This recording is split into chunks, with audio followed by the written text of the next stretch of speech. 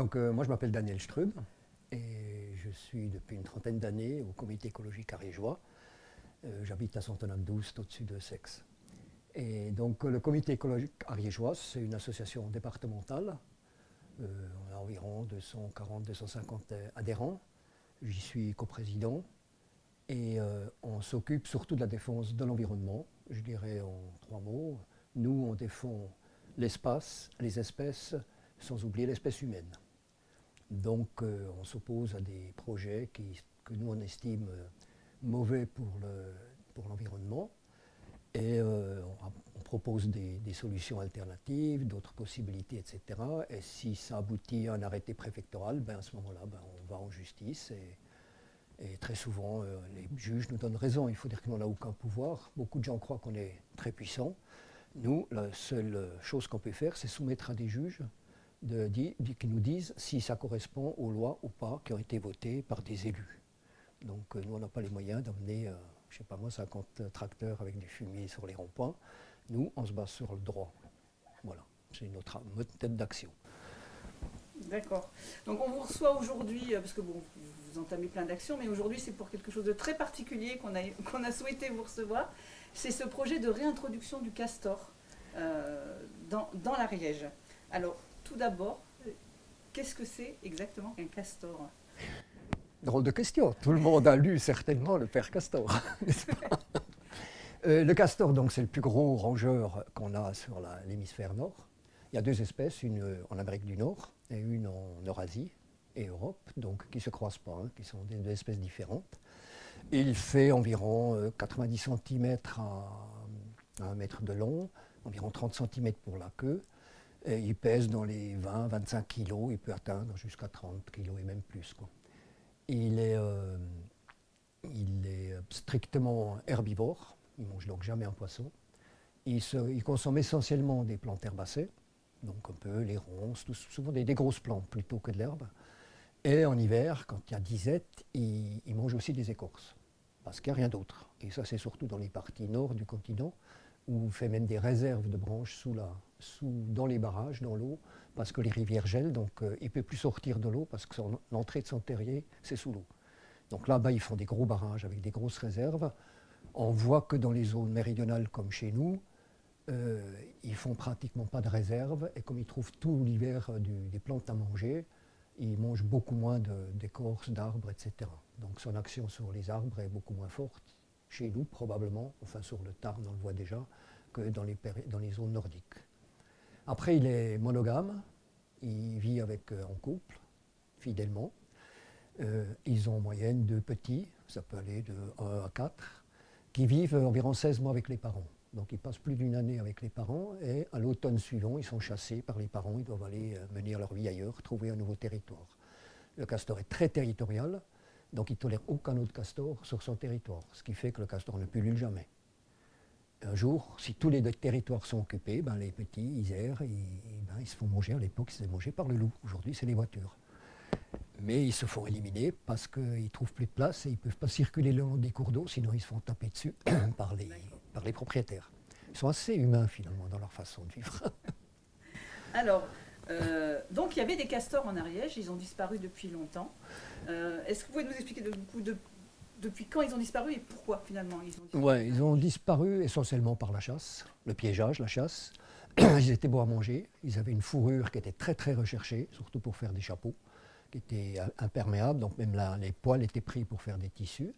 Et en plus, ils ont une glande pour marquer leur territoire, et ça s'appelle le castoreum, qui est utilisé pour marquer leur territoire. Donc, il était très recherché en pharmacie et aussi en parfumerie. Et donc, il y a aussi, pour l'anecdote, l'Église catholique avait décrété que finalement c'était une viande froide qu'on pouvait manger pendant les carêmes, parce qu'il vivait dans l'eau et il avait une queue comme un poisson. Il a disparu plus précisément, on pense au XVe siècle du Sud-Ouest. Je pense comme il ne figure plus dans le livre de chasse de Gaston Phébus, c'était au XIVe siècle, je pense qu'il avait disparu en Ariège déjà avant. Mais il y a des traces de fossiles, enfin de restes de castors, que ce soit au Mas d'Asile, que ce soit à Saint-Giron, à la grotte du Miguet, à la petite Cagnaou, et puis enfin, on se fait des grottes là, de Haute-Ariège, et il y a le nom du village de Vèbre, en Haute-Ariège, qui est l'ancien nom celtique du castor. D'accord. Alors, donc, vous, au comité écologique Aria, vous aimeriez réintroduire le castor. Donc, qu'est-ce que ce seraient les bénéfices de réintroduire un castor et comment on peut s'y prendre? Déjà le plaisir. Déjà le plaisir de revoir venir une espèce qui a existé ici depuis des millions et des millions d'années, qui a orchestré les cours d'eau, qui les a gérés. Toutes les espèces des cours d'eau ont coévolué avec le castor, donc sont adaptées à la présence du castor. Et surtout, vraiment pour l'utiliser comme un outil pour restaurer nos cours d'eau. Parce qu'on a quand même beaucoup de cours d'eau qui sont en très mauvais état, malgré qu'on dise qu'ils le sont, mais en bon état. On a des cours d'eau incisés. Les castors, ils peuvent faire remonter le lit des rivières en faisant les barrages, ça capte les matières en suspension lors des orages. Et donc petit à petit, les cours d'eau remontent et se reconnectent avec les nappes, ce qui fait que peut-être avec des castors dans les cours d'eau, on n'aura plus besoin d'irriguer sur les parties qui sont proches des cours d'eau. Ça peut couvrir des grandes zones. Il écrète les crues, c'est ça qui est très intéressant. Il enlève environ un tiers du volume des crues. Si vous regardez sur Vigicru, par exemple, quand on enlève un tiers du volume d'une crue, vous passez d'une crue de retour tous les 20 ans, qui est déjà importante, qui peut faire des dégâts, ça devient une crue de retour tous les 5 ans, donc qui est déjà beaucoup moins importante, quoi. C'est le même pas, retour tous les 5 ans, ça c'est des crues déjà très mauvaises, ça devient des crues de retour tous les 10 ans.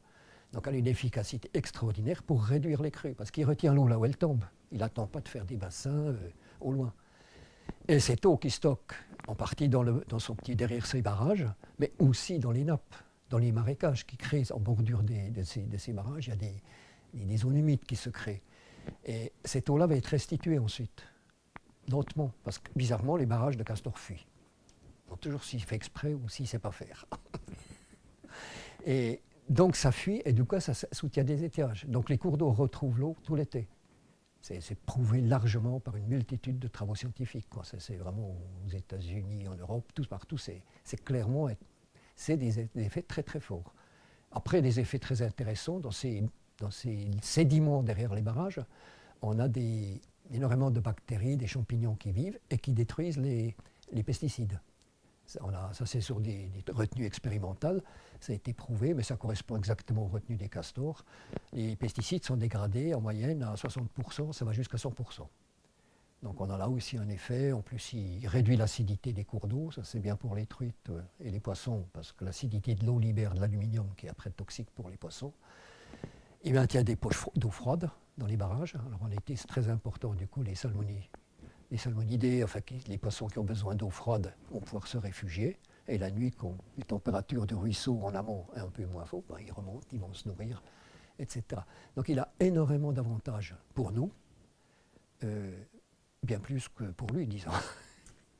Et on voit partout, ben, aujourd'hui, dans les parties ouest des États-Unis, ben, l'État de Californie, par exemple, paye 65 000 $ par kilomètre aux communes qui gardent les castors auxquels ils en réintroduisent. Là-bas, c'est les communes qui sont propriétaires des cours d'eau.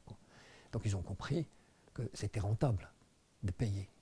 Les Américains aussi ils estiment que les bénéfices du castor sont 70 à 100 fois plus élevés que les coûts.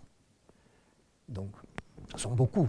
Même si c'est que 10 fois plus, ça vaut la peine, parce qu'ils coûtent pratiquement rien. Alors c'est quoi finalement les freins pour introduire le castor en Ariège? À quoi vous vous heurtez? C'est une bonne question, qu'on n'en a pas la réponse. Je pense que c'est déjà, en premier lieu, une énorme méconnaissance de l'espèce. Et je ferai du reproche à personne, moi non plus, je ne connaissais rien avant de m'y intéresser. C'est vraiment le fait d'avoir étudié, j'en suis à 1500 références sur des travaux scientifiques, rapports de stage, enfin, tout ce que j'ai pu trouver sur Internet. Mais je me rends compte que les naturalistes, la Nature en Occitanie, l'ANA, ils étaient persuadés qu'il n'y avait jamais eu de castor en Ariège. Alors qu'en 3 clics, on peut savoir qu'il y en avait eu. Donc c'est cette absence du castor dans la tête des gens qui me surprend, alors qu'il était là, encore il n'y a pas si longtemps que ça. Il y a c'est cette méconnaissance, et il n'y a pas d'intérêt, il y a trop d'autres problèmes ailleurs. Donc les gens, ils ne pensent même pas au castor. Après, en Ariège, je pense qu'il y a un blocage, mais très marquée de la part des élus, des socioprofessionnels, quelques exceptions près, qui ne cherchent même pas à dialoguer, qui refusent. On peut demander des rendez-vous, on peut faire tout ce qu'on veut, même les attraper à une réunion, ils tournent les talons. Quand on ouvre la bouche dans une réunion, par exemple au SAGE, ou même une formation qui a été faite sur un syndicat de rivière, ben, je me suis fait couper la parole. Et j'ai entendu dire par quelqu'un qui connaît bien la ruralité que finalement, le problème qu'on posait, c'était qu'ils avaient peur qu'on utilise le castor, qui est une espèce protégée, au niveau français, au niveau européen, qu'on l'utilise comme un outil pour attaquer des projets. Alors je suis un peu tombé de ma chaise. Parce que s'il y a une espèce qui est robuste, où la mesure de protection se justifie au moment où une population arrive, soit qu'elle soit réintroduite ou qu'elle arrive tout seule, au début, il y a très peu d'individus. C'est sûr qu'à ce moment-là, il faut une protection forte pour ne pas les déranger. Après, on peut se protéger nous-mêmes aussi face aux actions du castor. Mais petit à petit, quand le castor commence à être une population bien établie, il n'est pas farouche, il n'a pas peur de l'homme, il s'en fout de la pollution de l'eau. Tant qu'il a de l'eau et à manger sur les berges, c'est lui qui va créer son milieu. On n'est pas avec du gypaète barbu ou du décement, qui ont besoin d'un milieu spécifique, une tranquillité, qu'il faut bichonner, etc. Non, il se reproduit, la population double tous les ans, il vit en pleine ville, il se laisse même apprivoiser, il y a des vidéos, des gens leur donnent des carottes, des pommes, enfin... Non, c'est un animal habitué à vivre avec l'homme. C'est ça qui est assez étonnant. Après avoir été massacré, il n'a aucune crainte de l'homme. Donc, cette histoire que nous, on utiliserait le castor pour ça, c'est un fantasme. Aucun juge nous suivrait. Si on voulait attaquer un projet en utilisant le castor. Non. Et c'est dommage. On aurait su dès le début. On aurait pu le dire. On aurait pu expliquer. On aurait pu s'entendre. Et là, c'est un mur. Et là, par exemple, on avait prévu de mettre du castor sur le Salat. Voilà, syndicat de rivière, c'est le mur. Et par contre, du côté de la Haute-Garonne, sur le Comminges, il y a un accueil beaucoup plus favorable, quoi. Donc je pense que ce projet va en partie se développer ailleurs qu'en Ariège, parce que ça, comme je dis des fois, rien de pire que vouloir faire boire un âne qui n'a pas soif, quoi. D'accord. Donc est-ce qu'il y a une chance, en admettant que vous ne puissiez pas vous arriver à réintroduire le castor, est-ce qu'il y a une chance qu'il revienne comme le loup, qu'il revienne de lui-même sur l'Ariège? En gros, toutes les espèces finissent par arriver dans leur milieu, s'il n'y a pas des mers ou des zones vraiment infranchissables, des déserts. Mais sinon, même le bouquetin, on aura attendu, peut-être qu'il serait arrivé tout seul. Mais est-ce qu'on veut attendre? Quand on voit tous les bénéfices que peut apporter le castor, le mauvais état de nos cours d'eau en chiffres, en 50 ans, on a perdu 89% de nos zones humides, 67% qui n'existent plus, et sur le restant, les 2/3 ne fonctionnent plus. Donc après, on s'étonne qu'on n'a plus d'eau, que ça sèche. Il faut que de l'eau s'évapore pour qu'elle retombe. 70 à 100% de l'eau qui nous tombe sur la tête par la pluie est évaporée sur la terre. Elle ne vient pas de la mer. Donc il faut de l'humidité pour que la pluie tombe. On est en train d'assécher. Et il y a des gens qui disent, des scientifiques qui disent que les castors réhumidifient, c'est au niveau d'un continent. C'est Baptiste Morizot, entre autres, qui dit ça. Et c'est certainement vrai. On a besoin de l'eau qui s'évapore. On a des nappes phréatiques qui sont au fond, on a des peupliers qui se dessèchent du côté de Is, par là-bas, j'ai vu, qui se dessèchent parce que la nappe est trop basse. Le castor peut faire remonter la nappe. Après, c'est sûr que le castor, lui, il cherchera à s'étaler. Toutes les grandes plaines qu'on cultive aujourd'hui, ils ont été créées par les castors. Ça a été clairement établi. On a appliqué tout. Et c'est sûr que si on le laisse faire, il va essayer de réinvestir ses plaines. Il fera plein de petits cours d'eau. Il n'y aura plus de gros cours d'eau au milieu, mais une multitude de petits cours d'eau qui se réunissent, qui se séparent, etc. On ne pourra pas le laisser aller jusque-là. Mais on a des moyens très simples pour discuter avec lui, je dirais, pour lui faire comprendre que là, non, là ça ne va pas, quoi. Donc, je pense il viendrait, comme je vous ai dit. Mais ici, il est actuellement en gros à Villemur-sur-Tarn, donc pas loin de Montauban, c'est un cas isolé, hein, les autres sont un peu plus hauts. Il mettrait en gros entre 50 ans et un siècle avant d'arriver ici sur Foix, par exemple. Ils avancent à 3 km par année en moyenne. Ils avancent par saut de puce, hein, après il ne se passe plus rien pendant un moment. Donc la moyenne, c'est 3 km par année. Vous faites le calcul, vous êtes à 75 années avant qu'ils soient à Foix. Donc, est-ce qu'on a le temps d'attendre? C'est ça que je dis, on pourrait attendre. Mais quand on voit l'état, justement, de la pratique, de nos cours d'eau, de la pollution de l'eau, de l'incision des cours d'eau, des inondations, etc., est-ce qu'on a encore le temps d'attendre? Tout le monde dit qu'il faut agir. On investit des millions pour revaloriser, refaire un cours d'eau pour qu'il ait de nouveau un peu des méandres. Ça ne marche même pas tellement bien. Le castor, il fait tout ça gratuitement. Il y a des millions d'années qu'il sait faire, bien mieux que nous. Et toutes les espèces vivent avec lui, grâce à lui. Il faut voir l'expression clé de voûte, une espèce clé de voûte pour le castor, elle est très bonne. Vous enlevez la clé de voûte, la voûte, elle tombe. Les pièces de la voûte sont encore là. Elles survivent quelque part dans des milieux qui ne sont pas terribles pour elles. Mais vous remettez la clé de voûte. Alors, comme par magie, la voûte se refait.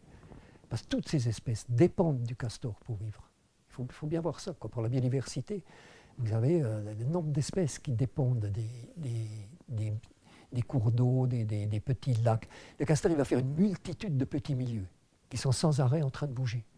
Donc les espèces vont toujours trouver un endroit pour trouver l'endroit qu'il leur faut pour se développer, ou des multitudes d'endroits pour se reposer, pour se nourrir, pour se chauffer, etc.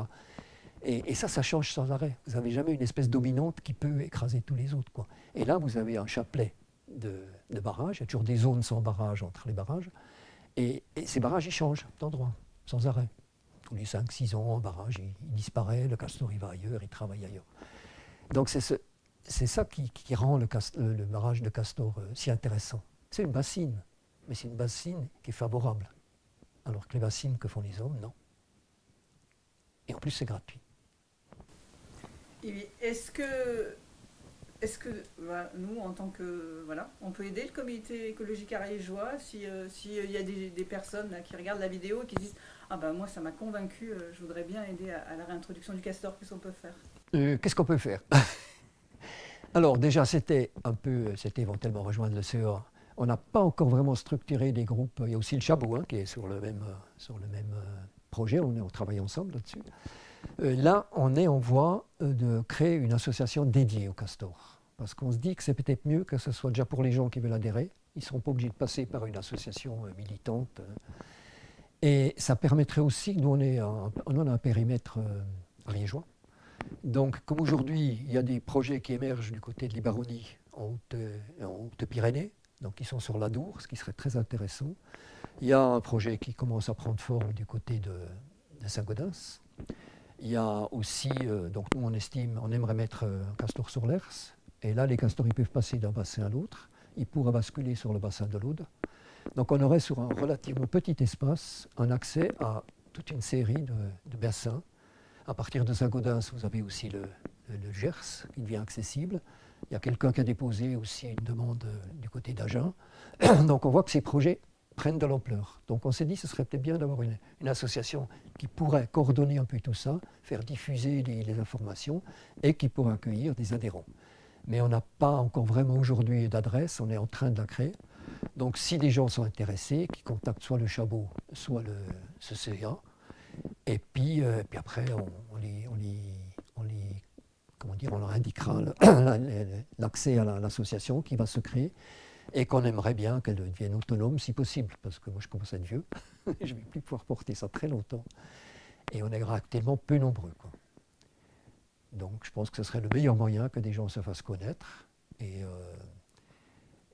du coup qu'on puisse meubler, qu'il y ait du monde qui soit actif. Après l'idée, par la suite, cette association peut s'occuper des captures des castors, mais aussi, une fois que les castors sont introduits, c'est très bien qu'on ait des gens qui puissent aller voir les propriétaires riverains qui auraient un problème avec les castors. Que les gens invitent quelqu'un devant eux, qui puisse leur dire, mais écoutez, là on peut mettre un manchon en grillage, là on peut faire ceci, mettre une clôture électrique, pas qu'on les laisse marner dans leurs problèmes. Parce que ça, on voit que ce sont là qu'après, là que ça se gâte. Mais si les gens sont tout de suite pris au sérieux par quelqu'un, et que ça fasse l'intermédiaire entre l'OFB, l'Office français de la biodiversité, qui elle va gérer le côté légal du castor, et les propriétaires, ils n'ont pas le temps d'aller voir tout le monde. Donc il y a cette association intermédiaire, ça se fait en Suisse, dans le canton de Vaud et le canton de Genève, ça s'est fait en Bavière, il y a d'autres endroits où ça se fait aussi, et ça a l'air de marcher très bien. Dans le nord-est de la France aussi, c'est les associations qui font l'intermédiaire entre l'OFB. Donc le but, il est un peu là, de séparer un peu ce projet du côté militant, forcément, parce qu'on est efficace, on se fait détester. C'est dommage, mais c'est comme ça. Bon, bah, écoutez, j'espère que le message sera passé. Merci beaucoup. Et puis, merci de m'avoir invité. On espère voir des castors dans nos rivières. Oui, moi aussi.